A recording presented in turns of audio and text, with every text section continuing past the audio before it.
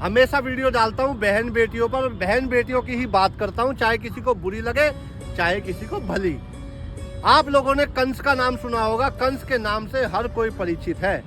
कंस ने अपनी बहन देवकी के जब बाल पकड़कर खींचे तो आप लोग जानते हो कंस का जीवन नस्ते नाबूद हो गया, खत्म हो गया, उसकी पीढ़ियां खत्म कर दी भगवान श्री कृष्ण ने। वहीं दूसरी तरफ भगवान श्री कृष्ण ने अपनी बहन सुभद्रा के जीवन में खुशियां भरने का काम किया, रंग भरने का काम किया। तो आज भी भगवान श्री कृष्ण और सुभद्रा भगवान जगन्नाथ के रूप में पूजे जाते हैं। आप लोगों ने कहावत सुनी होगी कि गोली का घाव तो भर जाता है लेकिन बोली का नहीं भरता।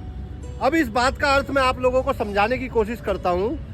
जिन बहनों ने बचपन से अपने भाइयों को गोद में खिलाया, उनकी परवरिश की, उनको अपने हाथों से भोजन खिलाया और उनकी देख रेख करके उन्हें बड़ा किया, जवान किया, किस लिए किया? ताकि आज बहनें ये दुख देख सके, जिस भाई को उन्होंने अपने हाथों से गोद में खिलाया, उनकी परवरिश की, उन बहनों को आज ये दिन देखने पड़ रहे हैं कि उनके भाई उनसे मुंह से नहीं बोलते। भाई देखो, दुख होना लाजमी है। आज जो भाई अपनी बहनों को दुत्कार रहे हैं, फटकार रहे हैं, उनसे मुंह से नहीं बोलते और फिर बहनों से ये उम्मीद भी रखते हैं कि बहनें हमारे बारे में कुछ कहे ना, ऐसा कैसे हो सकता है? उन बहनों को दुख होता है, उनकी छाती फटती है, उन पे जोर पड़ता है और जब जोर पड़ता है ना तो इंसान किसी ना किसी से कुछ ना कुछ कहता है। जो बहनें हैं ना, ये ससुराल में चुपचाप बैठी बैठी रोती रहती हैं और किसी को ये पता तक नहीं चलने देती कि वो अपने पीहर की याद में रो रही है, अपने भाई की याद में रो रही है, अपने माँ बाप की याद में रो रही हैं। लेकिन एक भाई हमेशा घटिया पने का काम करता है और अपनी बहन को नीचा दिखाने का काम करता है। जिन भाइयों ने अपनी बहन की गोद में खेल खेल कर अपना बचपन बिताया है, अपने बचपन से वो जवानी की तरफ गए हैं, वो उन गुण एहसान को भूल जाते हैं सिर्फ तीज त्योहार देने के चक्कर में।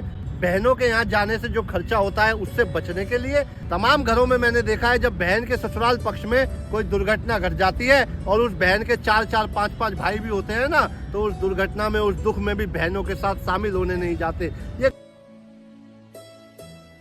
जैसे आपको अपनी पत्नी, अपनी साली अच्छी लगती है, इसी तरह आपकी बहन भी एक देवी का रूप है, एक स्त्री है, एक नारी है, वो भी आपके प्यार की भूखी है। आप अपनी बहनों का मान सम्मान किया करो, अपनी बुआ को, बहन बेटियों को वही इज्जत दो जो आप अपनी बीवी को देते हो। आप सभी से फिर एक बार हाथ जोड़कर विनती और प्रार्थना करता हूँ, अपनी बहन बेटियों सहित दूसरे की बहन बेटी की भी इज्जत करो, उनकी लाज रखो, समय समय पर अपनी बहन बेटियों के यहाँ जाया करो और अपने घर उन्हें बुलाया करो। आप सभी को मेरा जय हिंद, वंदे मातरम, राधे राधे।